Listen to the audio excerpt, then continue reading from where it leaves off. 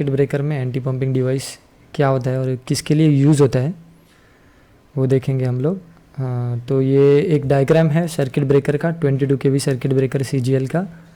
और ये जो रेड कलर सर्कल है उसमें जो छोटा डिवाइस है उसको एंटी पंपिंग रिले बोलते हैं।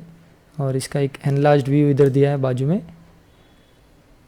उसका एंटी पंपिंग रिले जो है वो एक ऑक्सिलरी रिले है और वो क्लोजिंग सर्किट में यूज़ होता है। और उसका यूज़ दो यूजेस है, एक तो वो क्लोजिंग सर्किट को प्रोटेक्शन देता है और दूसरा यूज़ है कि वो जो सर्किट ब्रेकर्स में हंटिंग इफेक्ट होता है उसको वो प्रिवेंट करता है। ओके, तो हम लोग नेक्स्ट स्लाइड में देखते हैं कि कैसे वो एक्ट करता है। पहले हम लोग देखेंगे कि ब्रेकर जब ऑफ कंडीशन में होता है तो वो एंटी पंपिंग रिले कैसे कनेक्ट होता है। तो इसमें दो डायग्राम्स है, एक है closing circuit with anti pumping relay और दूसरा डायग्राम है closing circuit without anti pumping relay. तो पहले डायग्राम में एंटी पंपिंग रिले यूज़ हुआ है। तो एंटी पंपिंग रिले को 94 भी बोलते हैं। तो ये उसका कॉइल है, रिले का कॉइल है। ये जो रिले है वो और ये क्लोजिंग कॉइल है। ये जो है वो ऑक्सिलरी कॉन्टैक्ट है। ब्रेकर ऑफ कंडीशन में तो ये क्लोज रहता है, नॉर्मली क्लोज कॉन्टैक्ट यूज़ होते हैं। और ये है एंटी पंपिंग रिले। इसको हम लोग क्लोजिंग कॉइल के पैरेलल में प्लेस करते हैं, कनेक्ट करते हैं। ओके, तो ये TNC स्विच है। ओके, ये क्लोजिंग कॉइल है, ठीक है। और उसका जो कॉन्टैक्ट है एंटी पंपिंग रिले का NC कॉन्टैक्ट है, नॉर्मली क्लोज रहता है वो क्लोजिंग कॉइल के सीरीज़ में हम कनेक्ट करते हैं, ठीक है। और ये दूसरा डायग्राम है, इसमें हमने एंटी पंपिंग रिले नहीं यूज़ किया है। ओके, तो नेक्स्ट स्लाइड में देखेंगे हम लोग कि ब्रेकर को हम लोग ने ऑन किया है और एक प्रॉब्लम हुआ है कि TNC स्विच जो है वो उसका स्प्रिंग टूट गया है। इसके लिए वो क्लोज पे ही स्टकअप हो गया है। तो कंटिन्यूस क्लोजिंग कमांड जा रहा है क्लोजिंग कॉइल को। और एक प्रॉब्लम हो गया है कि फॉल्ट है लाइन पे, हम लोग ऐसे कंसिडर करेंगे। तो उसमें दो केस होते हैं, उसमें भी एंटी पंपिंग रिले है।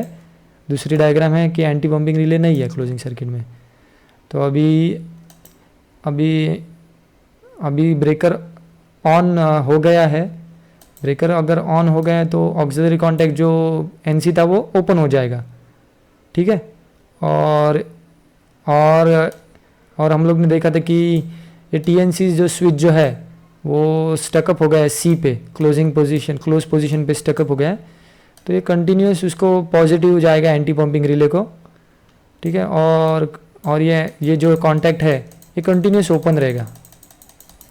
अभी इसमें क्या है कि जो ऑक्सिलरी कॉन्टैक्ट जो है उसका फंक्शन भी वही है कि वो क्लोजिंग सर्किट को ओपन करता है। और ये एंटी पंपिंग रिले उसका कॉन्टैक्ट भी वही काम करता है कि क्लोजिंग सर्किट को ओपन करता है और क्लोजिंग कॉइल को प्रोटेक्ट करते हैं, दोनों। पर वो ऑक्सिलरी कॉन्टैक्ट जो है वो एंटी पंपिंग रिले के कॉन्टैक्ट से थोड़ा सा स्लो रहता है, थोड़ा सा स्लगिश होता है वो, ठीक है। इसके लिए जब अगर कंटिन्यूस क्लोजिंग कमांड आ रहा है तो क्लोजिंग कॉइल जो है वो उतने समय के लिए वो वोल्टेज विथस्टैंड नहीं करता। उनका जो कंस्ट्रक्शन रहता है क्लोजिंग कॉइल का, वो इसके लिए थोड़े समय के लिए वो वोल्टेज विथस्टैंड कर सकता है।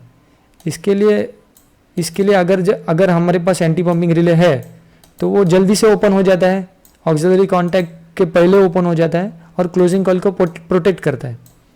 अगर मान लो एंटी पंपिंग रिले नहीं है, ये सेकेंड कंडीशन में एंटी पंपिंग रिले नहीं है और कंटिन्यूस क्लोजिंग कमांड आ रहा था तो ये थोड़ा स्लगिश, ये स्लो ओपन होता है तो वो क्लोजिंग कॉइल बंद हो जाएगा, ठीक है। इसके लिए इसका एक फंक्शन ये है कि वो अगर कंटिन्यूस कमांड आ रहा है तो वो झट से क्लोजिंग सर्किट ओपन कर देगा और क्लोजिंग कॉइल को प्रोटेक्ट कर देगा, ठीक है। अभी हम लोग देखेंगे कि नेक्स्ट क्या होता है फिर, कि अपना ब्रेकर क्लोज हो गया था पिछले स्टेप में, अब ब्रेकर क्लोज हो गया था। अभी हम लोग ने क्या देखा था कि कंटिन्यूस फॉल्ट है लाइन पे फॉल्ट है तो ब्रेकर ट्रिप हो जाएगा। अभी ब्रेकर ट्रिप हो गया तो ये जो ऑक्सिलरी कॉन्टैक्ट है जो ओपन हो गया था वो अभी क्लोज हो जाएगा, ठीक है।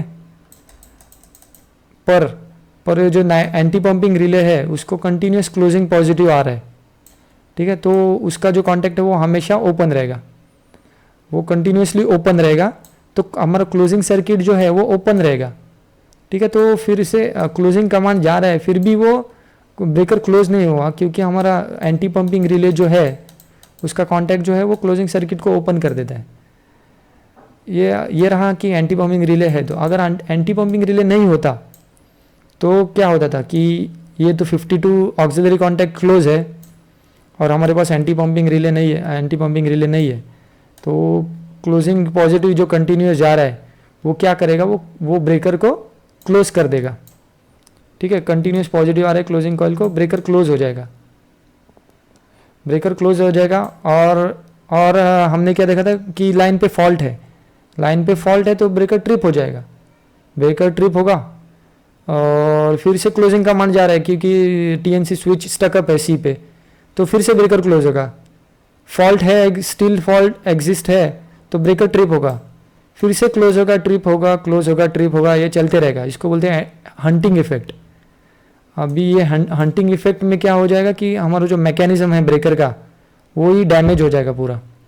इसके लिए इसका सेकंड हम लोग दो फंक्शन देखा था कि एंटी पंपिंग रिले जो है वो हंटिंग इफेक्ट को स्टॉप कर देता है, ठीक है। तो हमने इस तरह देखा कि इसके दो फंक्शन होते हैं, एक तो वो क्लोजिंग कॉइल को प्रोटेक्ट करता है और दूसरा है हंटिंग इफेक्ट को स्टॉप कर देता है। तो इस तरह हम लोग ने आज देखा कि एंटी पंपिंग रिले जो है उसका क्या यूज़ होता है ब्रेकर में, और नेक्स्ट लेक्चर में हम लोग ऐसे ही देखेंगे कि छोटे छोटे पार्ट जो रहते हैं ब्रेकर के, ऑक्सिलरी कॉन्टैक्ट है, फिर पीडीआर रिले है। और इसका अगर हम लोग को आपको जो थियरी चाहिए तो डिस्क्रिप्शन में उसका लिंक दिया है, उस पर आपको उसका पूरा थियरी जो है वो मिल जाएगा। And thank you very much for watching.